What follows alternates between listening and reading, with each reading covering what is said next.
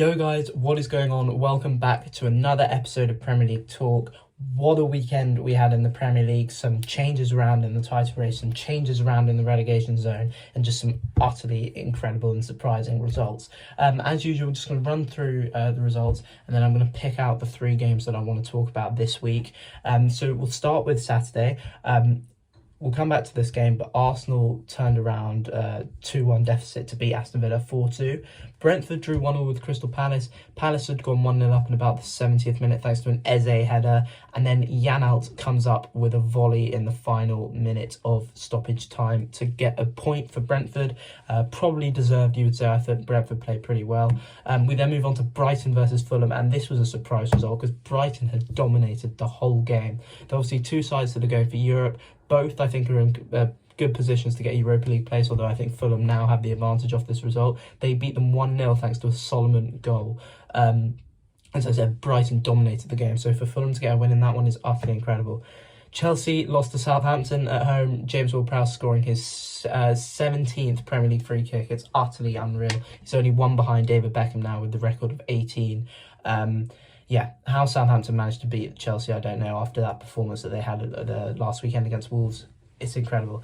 Everton then took a further step to avoid relegation by beating relegation rivals Leeds 1-0. We were going to come back to that game as well. Forest helped Arsenal out massively as they drew with Manchester City, drew with Manchester City 1-1, and they scored with their only shot on target the whole game. Morgan Gibbs-White drives the ball into the box. Chris Wood equalises at the back post. Haaland missed a sitter. Gundogan had a free kick saved. I mean, Navas had a great game, having had Bernardo Silva take the lead earlier on.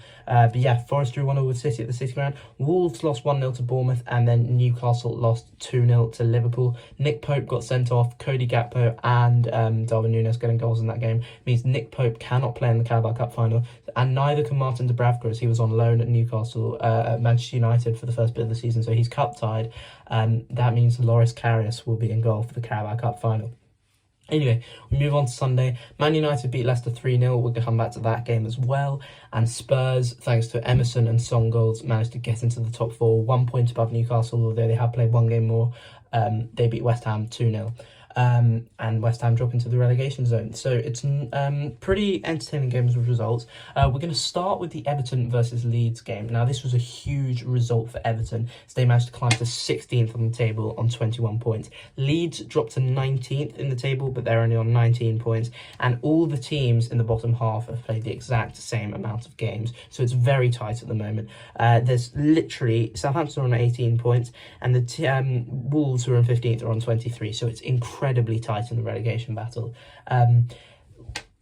Clearly, Dyche, you see what Dyche is trying to do with Everton. I mean, they're playing some unbelievable football, something that's different to what we saw at the start of the season with Everton, because obviously they struggled a lot under Frank Lampard. So, yeah, will Dyche keep them up? I'm still not sure, but the way they're playing at the moment and the way they're going, where they sit in the table, I mean, it shows and it represents how well they're playing. I mean, they have a great chance of staying up, they really do.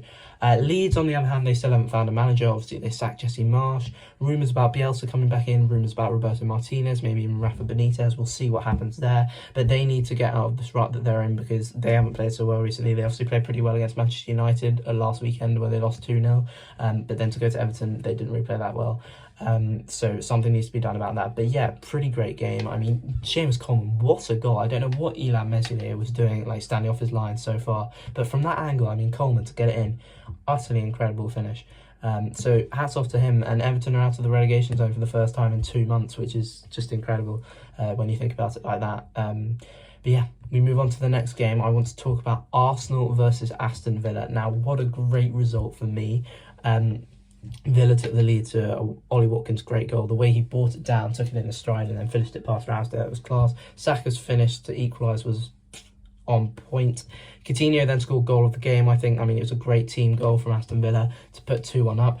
Going to half-time, Villa leading 2-1. Come out in the second half. Zinchenko gets a goal, his first goal for Arsenal, his first Premier League goal as well. What a strike that was. And then in the 93rd minute, Jorginho hits a belter from outside the box. It hits the bar, cannons off Martinez into the net before Martinelli rounds off the game, winning 4-2 as Martinez went up for a corner and Arsenal hit them on the break.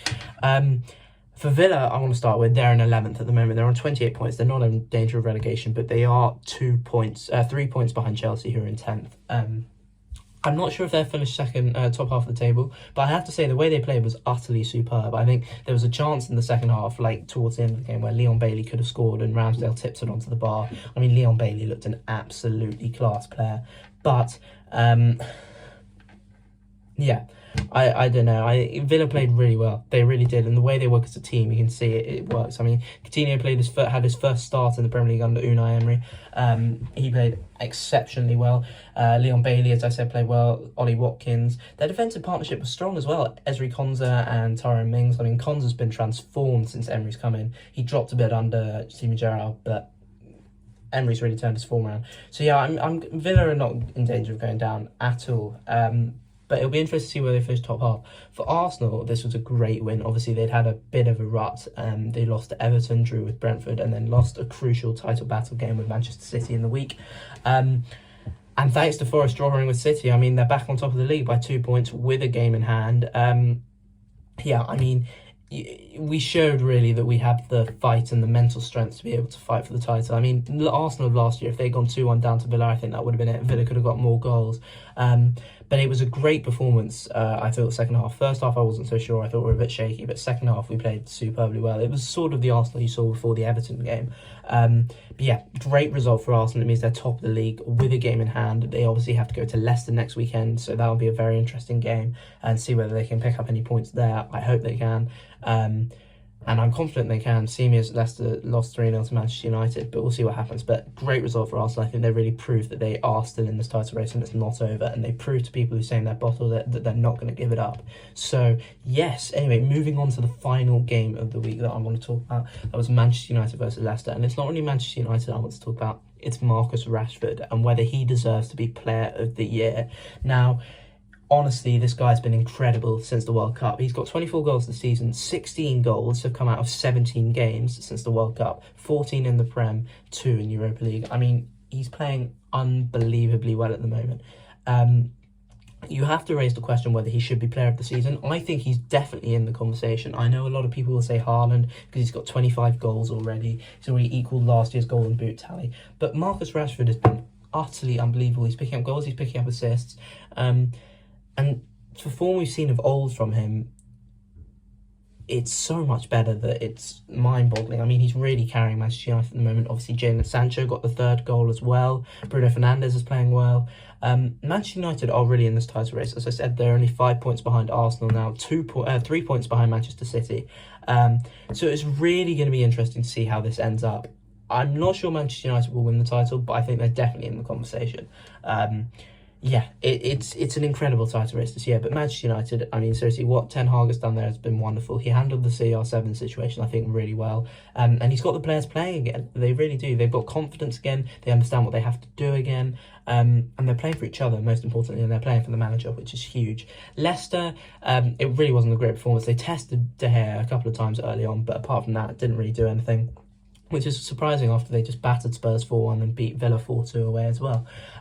They dropped to 14th in the table on 24 points. They're 1 point behind Nottingham Forest, 2 points behind Palace in 12th. So yeah, again, I don't think they're in danger of getting relegated, but it'll be interesting to see where they do end up. Obviously, they had a poor start to the season under Rodgers, but he's really turned it around since then. And they face Arsenal away next week. At home next week. So it'll be interesting to see if they can pick up points there. I don't think they will, but we'll see. Man United are in the Carabao Cup final against Newcastle. I will be doing thoughts on that at some point this week. But yeah, this has been another episode of Premier League Talk, guys. Thank you very much for watching.